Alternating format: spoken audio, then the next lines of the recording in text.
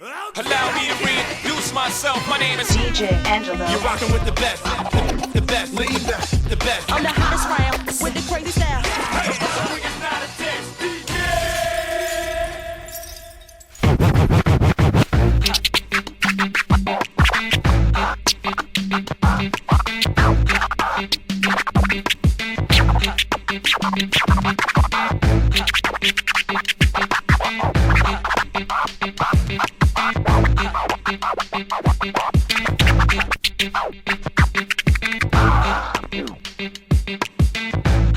What's happening, people? It's DJ Angelo and welcome to my turntable tutorials.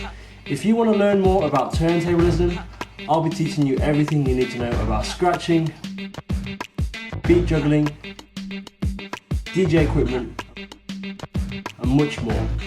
As your guide, I'll be doing my best to simplify this complex art form, and I'll also be sharing with you some personal tips from my own DJing experience. If you have any queries or want to share your advice with other turntablists, please get in touch via the website djtutor.com or leave a comment on YouTube. I want to hear about your experiences and about turntablism from your perspective. These tutorials are ideal for you if you already have experience of mixing with records. If you've never DJed before, my advice to you would be to first learn about the basics, such as how to use turntables, how vinyl works, and how to mix music. All of these skills will make you a much better turntablist in the long run. You can check out some of the previous tutorials on djtutor.com and they'll help you get started. Scratching and beat juggling is all about moving records forwards and backwards at high speeds on your turntable. So your slip mat needs to be able to support these kind of movements without stopping the platter from spinning underneath. I use a pair of Technics speed mats. These have been specifically designed for turntablism. They're a lot thinner and lighter than standard DJ slip mats, and they also slip very easily on the platter. If you own a standard pair of DJ slip mats, like this one for example, although they're a lot stiffer and they don't slip as well, there's a very easy way of making these more slippery. I'm going to show you right now. Go through your record collection until you find a record which has a sleeve which is paper and plastic. And simply draw around the record with a pen.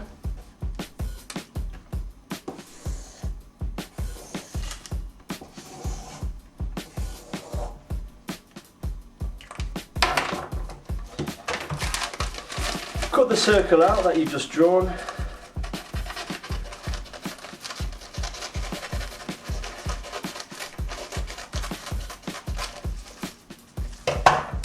Okay, open it out and just peel the plastic layer away from the paper.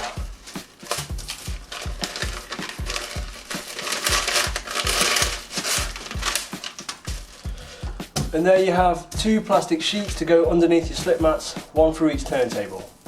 Just push a hole through the centre using the spindle, and there you have a much slippier DJ slip mat.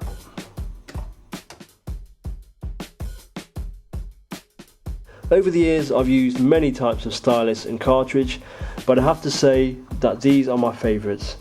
This is an M447 developed by Shure specifically for turntablists. This black part is the cartridge and the white part here is the stylus, which is replaceable. These are very durable, affordable, and they hardly ever skip, which is why so many turntablists all over the world choose to use them. So if you are serious about getting into turntablism, I highly recommend that you get a pair of these. Okay, I'm now going to show you how I set the tone arm for turntablism. This is my own personal preference, so I'm not suggesting that this way is correct. There's many ways that you can do this, so I'm going to show you one way that works well for me and for the equipment that I use. Okay, before making any changes to your tone arm, always make sure that it's locked in place so that it won't accidentally slip and damage the needle or the record. Okay, I have my anti-skate set to 0. I set my counterweight onto maximum, so all the way forward. I'm now going to adjust the height. So first of all, unlock the lever there.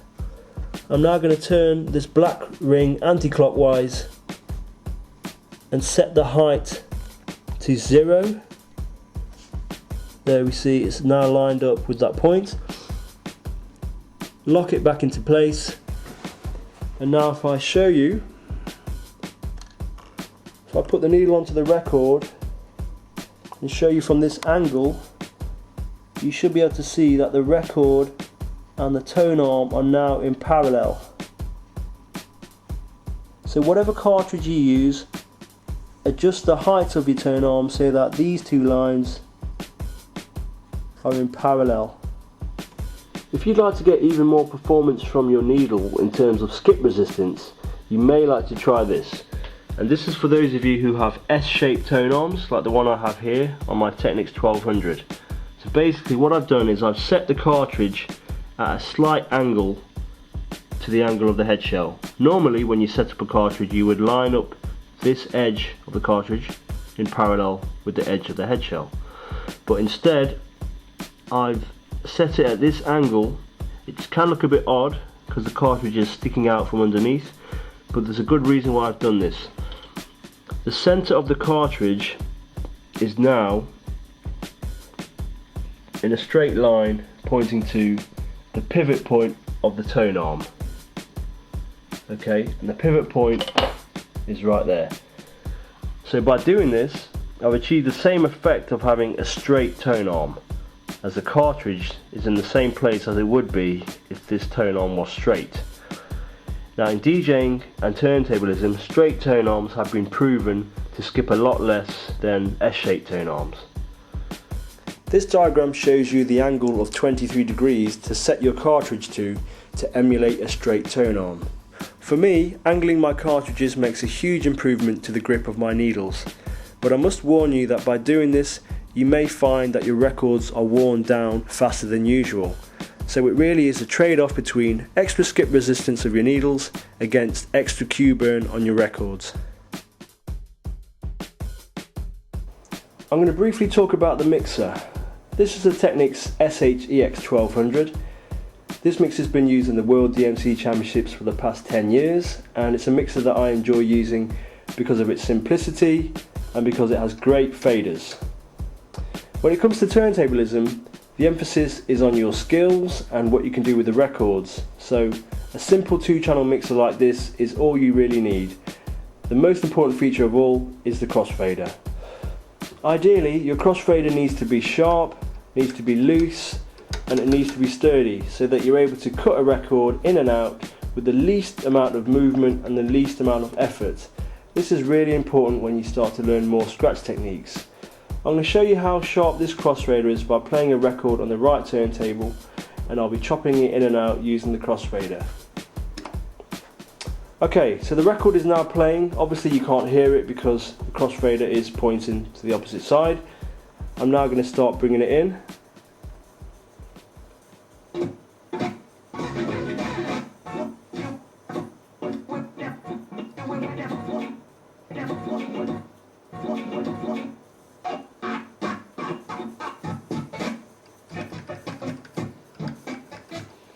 As you can see, the crossfader only needs to move a matter of millimeters to the right in order to go from silent to full volume, and this is the ideal sharpness required in a crossfader if you are getting into scratching.